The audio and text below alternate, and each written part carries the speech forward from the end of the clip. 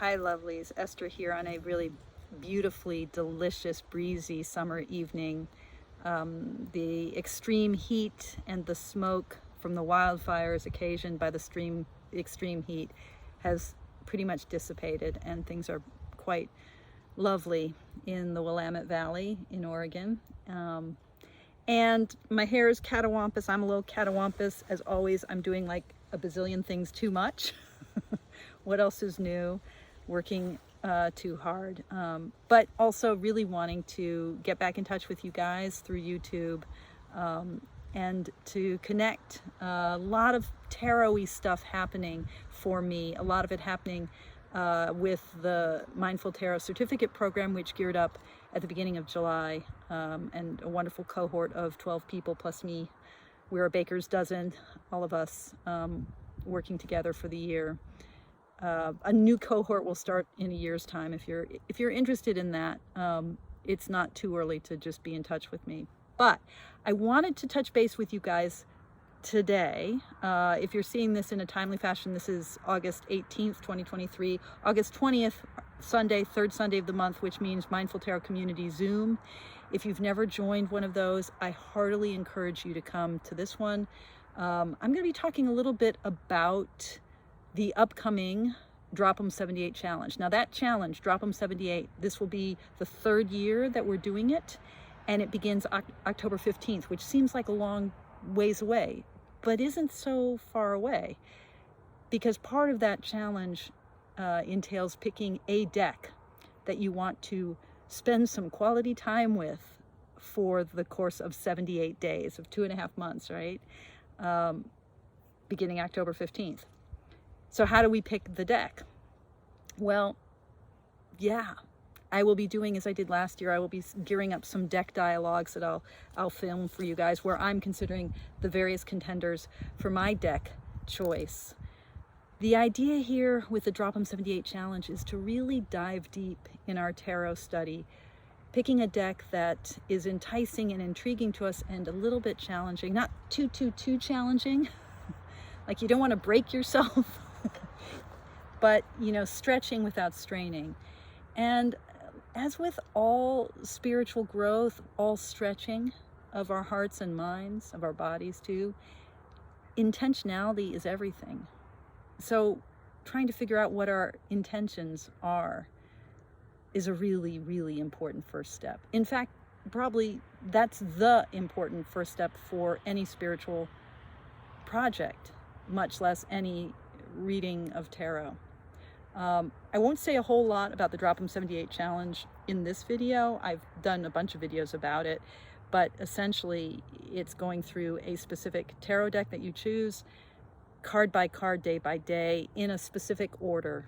The order is Pentacles, Wands, Cups, Swords, and then the major arcana. And we begin October 15th and we end on December 31st. And yeah, what is the intention percolating up in your heart right now that the tarot can help with?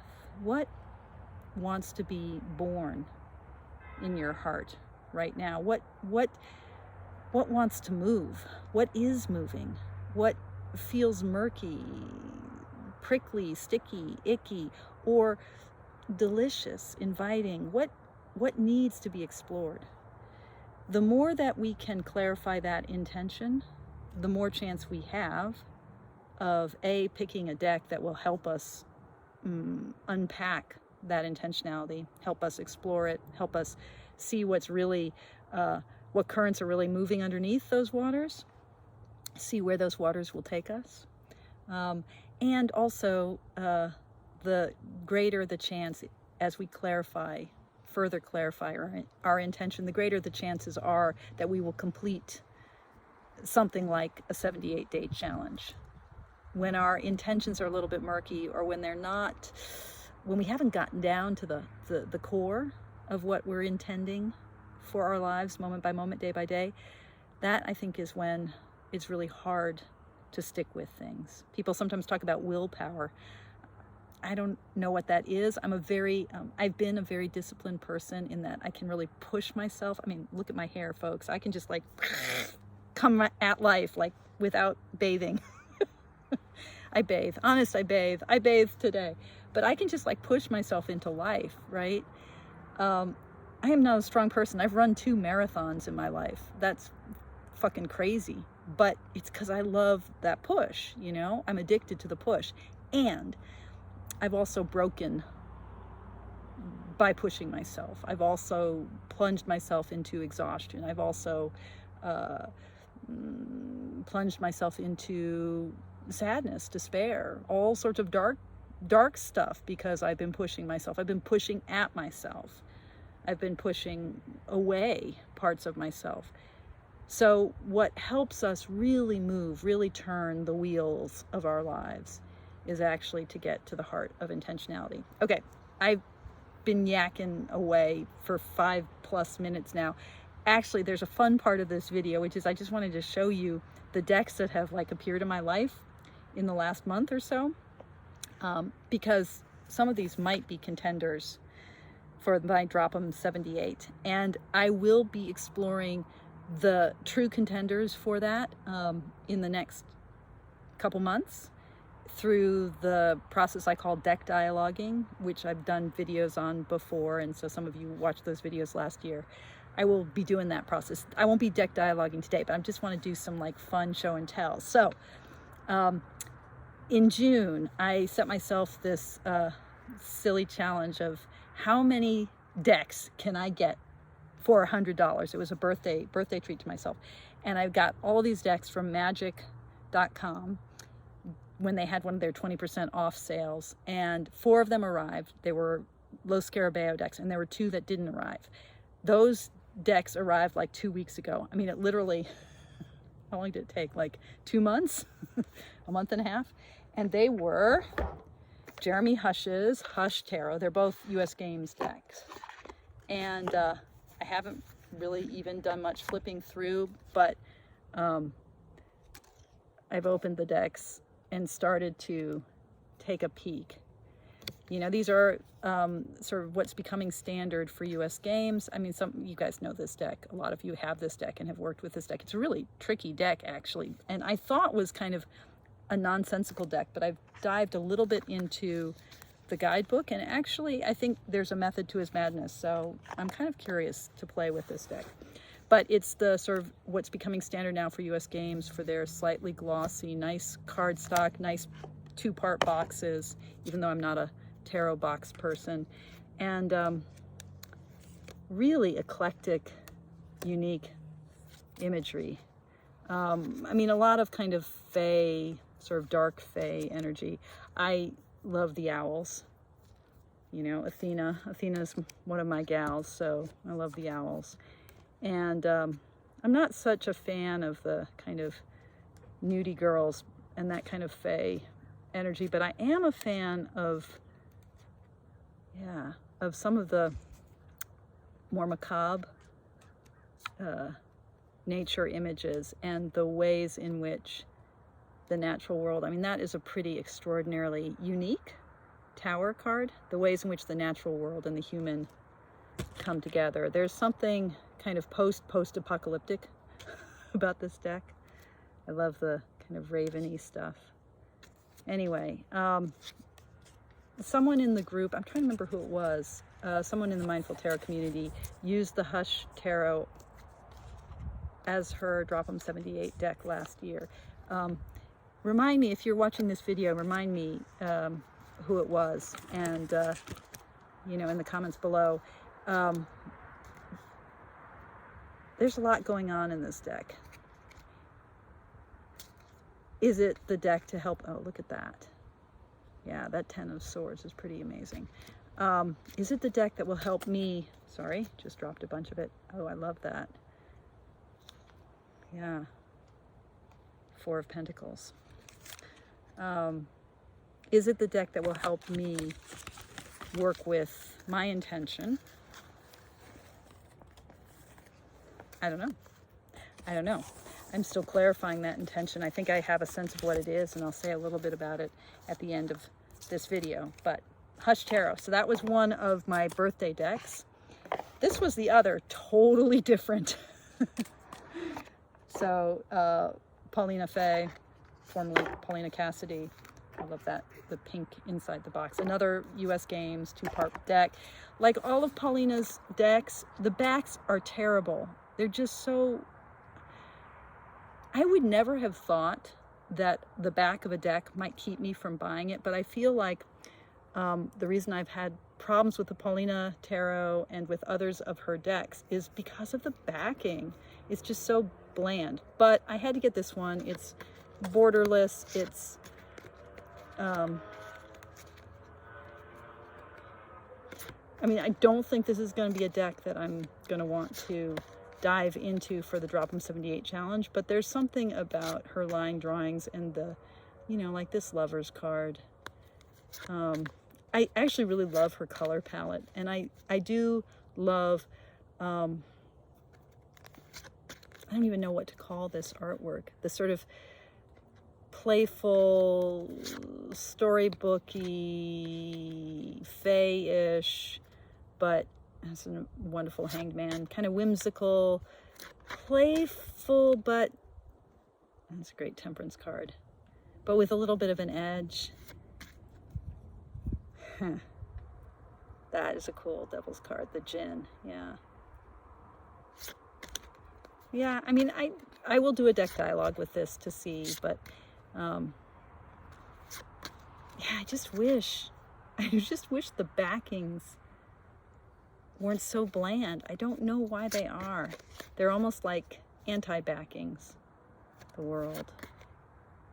Ace of Wands. If you are a Paulina fan, what's your favorite of her decks?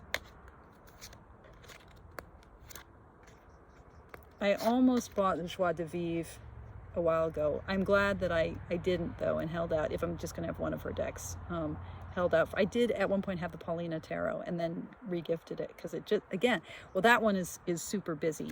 I'm just babbling, aren't I? Oh, I love that Nine of Wands. Yeah. Beautiful. Okay. The Phantasma Tarot by Paulina Fay.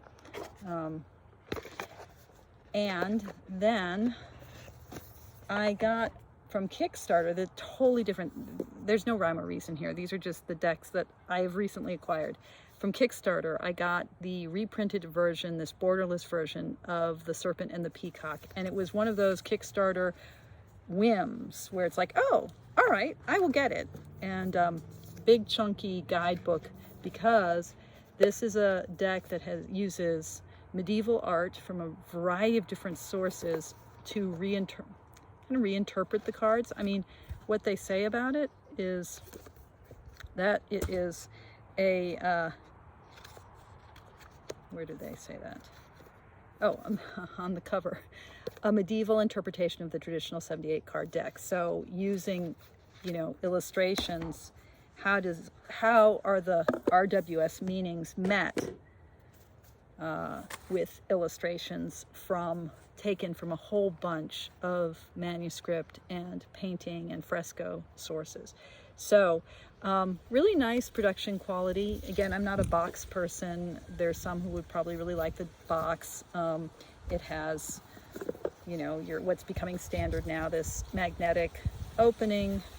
It has a sort of foam inset, this statement in here: we live by the sun, we feel by the moon, learn from the cards by the light of the Libra moon. That's the name of the production company. This is sort of a stuck on a sticker that's been placed on this. It's very nice. And the quality of the cards, it's that both the box and the deck itself have that kind of, how do you describe this? It's, I guess this is kind of what people call rose petal. It's that sort of soft brushed plastic covering that we have, that now seems to be on almost all paper products. You know, it's on like book covers, and it's definitely on a lot of tarot cards, and it feels very nice. There's a matte gilding. The cards feel a little bit sharp, like the way that's cut feels a little bit sharp, but it's really quite a pleasing, heavy deck.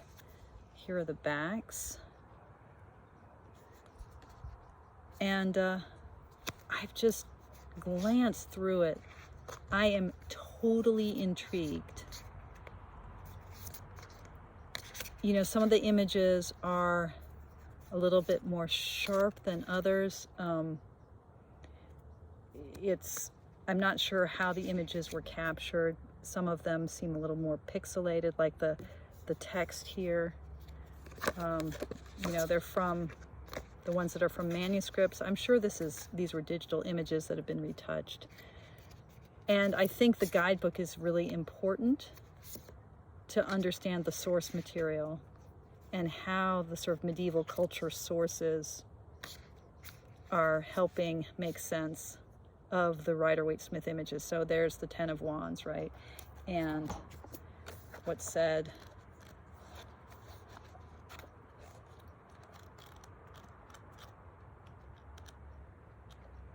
Again, so it's from The Temptation of Christ, the Fouquet Missal, late 1400s. It has some keywords: completion, hard work, finished what you set out to achieve, intense pressure, a task, goal, quest, or journey comes to an end. Again, the devil taketh him up into an exceeding high mountain, and showeth him all the kingdoms of the world and all the glory of them, and saith unto him, all these things will I give thee, if thou wilt fall down and worship me. So I think this must be the text that went in the missal that this is taken from.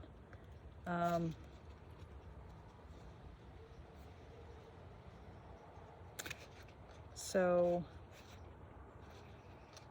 seeing if there's anything in the guidebook. And this, of course, this is a reprinting of a deck that came out a few years ago, and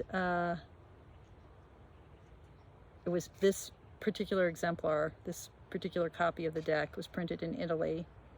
From the original deck, 4 cards were replaced completely. There were also small modifications on some of the other cards. I don't really know. I mean, again, this was one of those things where it's like I saw the Kickstarter and just dived in.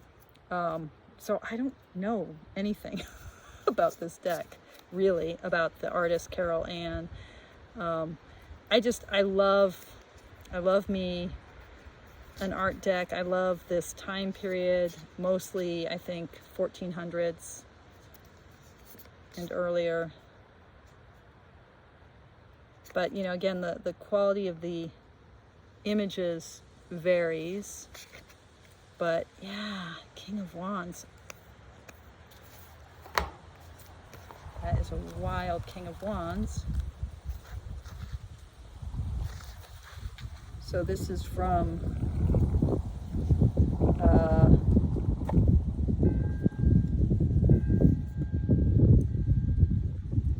what the hell? The literary romances. This is something about Gérard de Roussillon, master of Gérard de Roussillon, Le Songe de Pestilence. I have no, I think he's an epic figure in the cycle of romances. Gérard, the King of Wands. So this is, the literary romances tell of Gérard's piety and the heroism of his wife Bertha, and of his wars with Charles. I guess the Holy Roman Emperor Charles. Gérard was governor of Provence for Holy Roman Emperor Lothair's son Charles, nominal King of Provence, the King of Wands. So this must be from a manuscript about this epic figure. Wild. And using this epic figure to tell us about the King of Wands. The King of Wands can represent a man with a strong sense of confidence, exuding power, an authority figure, or an entrepreneurial spirit. He is a leader. Okay, so very wild deck, which I don't know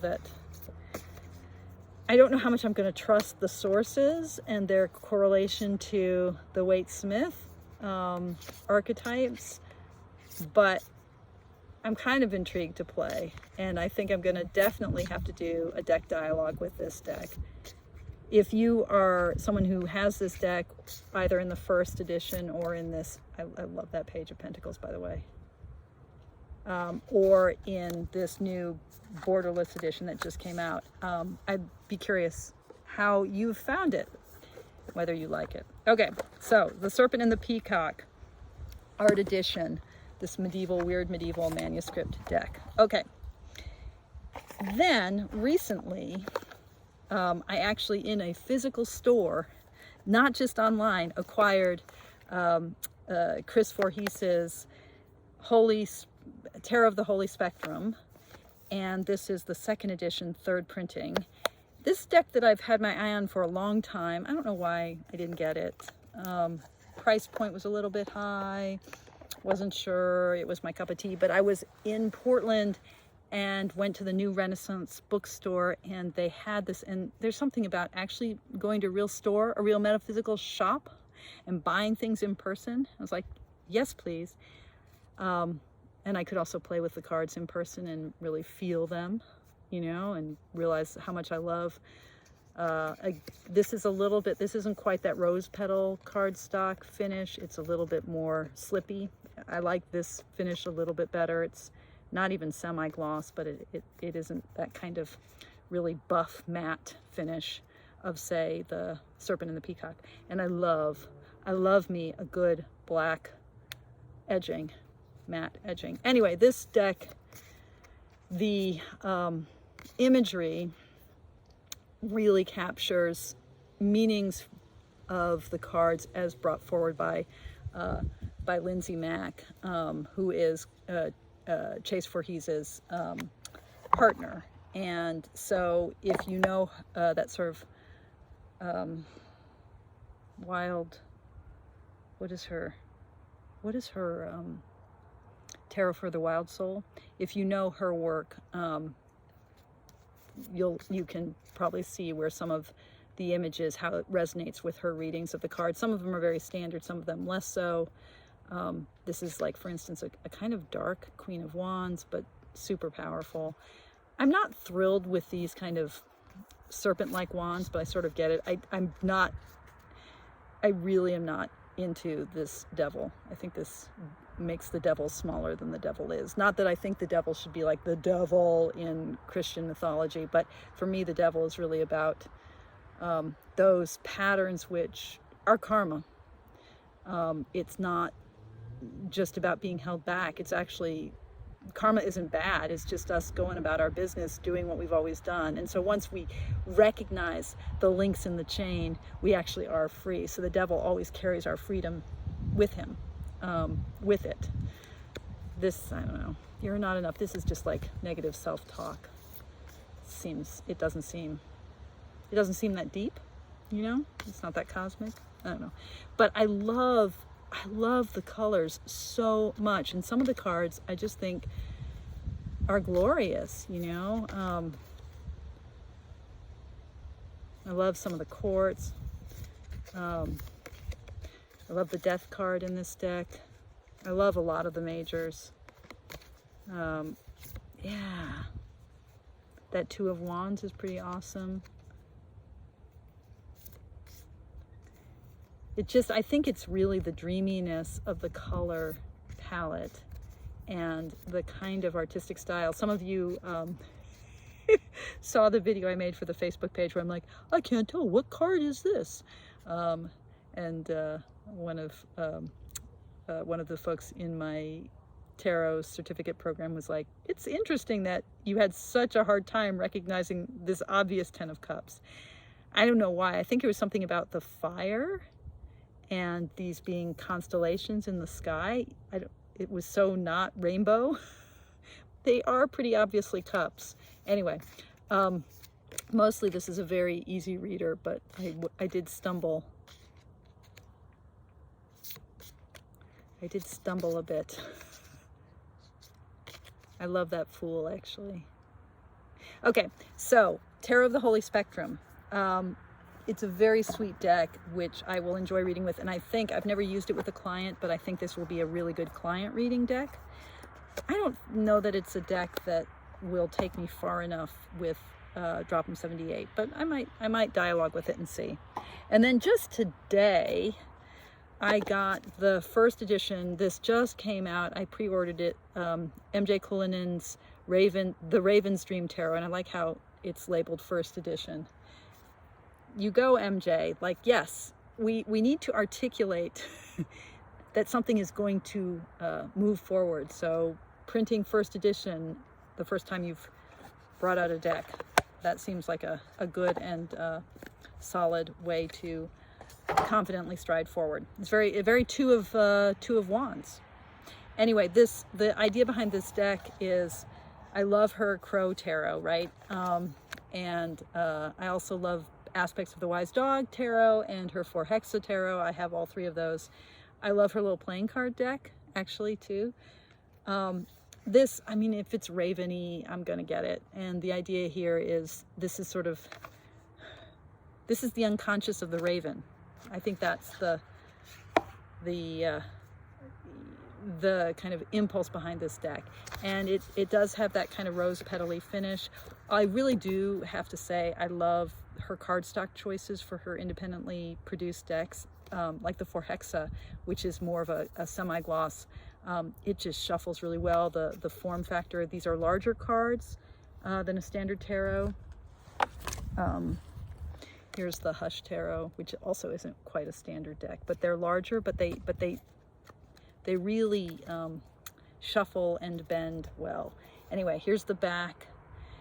If you know her artwork, this is more of the same, this kind of digital, fanciful artwork, really beautiful color palette, and just filled with, what the waters of the Raven's unconscious bring forward.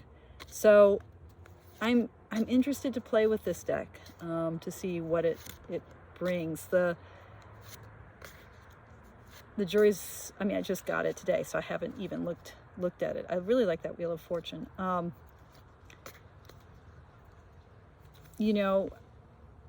think it might be pulling too many elements together. And I think, I like her Crow Tarot, or the Urban Crow Oracle, which is one of my favorite Oracle decks. I don't use Oracle decks very much, but that's one that I do turn to. I don't know. This feels a little bit like a hybrid of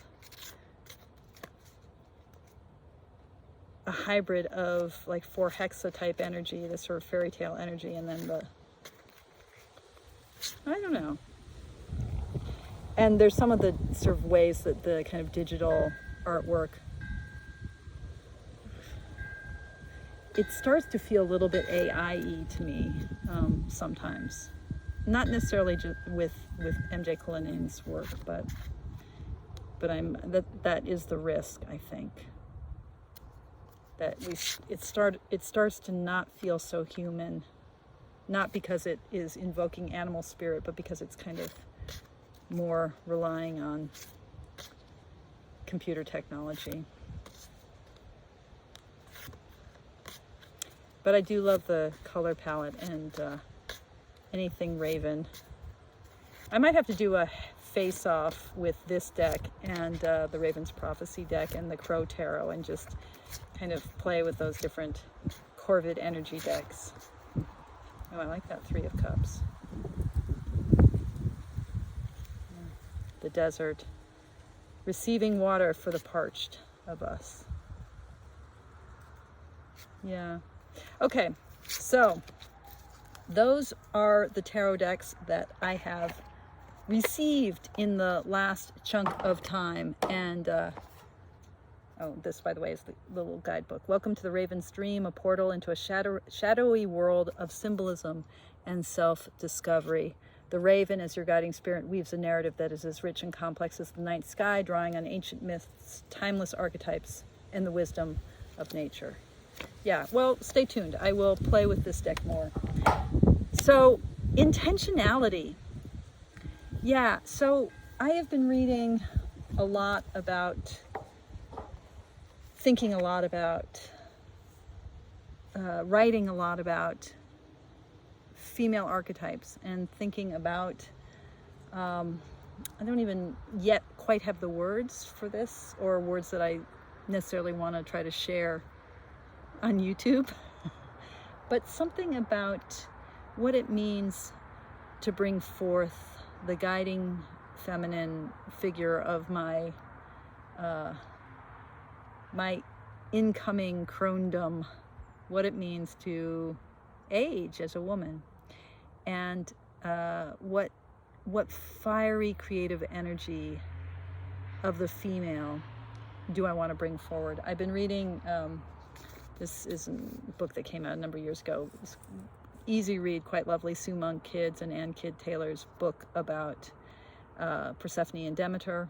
And I've been thinking about that myth a lot. I've also been thinking about Athena and Artemis. So there's some archetypes I'm wanting to play with, and that idea of a kind of initiation for the feminine for me in this next chunk of my life, in this aging, graying, sagging, wrinkling, chronifying chunk of my life. What needs to be born? And that, I think, is the intention that's bubbling up. What feminine initiation needs to happen for me right now? And how can I pick a tarot deck that helps me birth that next voice, that next archetype to guide me in this time of my life? I am thinking about acquiring, it's a little bit spendy and I'm not sure I need it, but I'm thinking about acquiring the Red Seeds Tarot, just as a deck that really explicitly goes into the Aleutian mysteries and the sort of Demeter Persephone piece. If I could get my hands on the Persephone Tarot, which I almost bought when it came out, a few years ago, I would be interested in seeing that. If any of you have thoughts about Persephone and Demeter, or I've been also thinking about the Mysteries of the Black Madonna, which I do own and have never worked with. So I'm thinking about all this stuff. If you guys have thoughts, love to see them below. I super duper encourage you, if you're not part of the Mindful Tarot community, to join us. Go to the Facebook page, ask to join, email me at the email address below. Come to our Zoom. We're meeting this Sunday, August 20th. We meet the third Sunday of every month, normally at 12:30 noontime, 12:30 p.m. Pacific time. Although next month in September, we'll be meeting at 8 a.m. super early because I have a conflict. But anyway, join the community. Don't mind me. Don't mind my catawampus hair, my catawampus graying hair, and my sagging body. Ugh, age, man.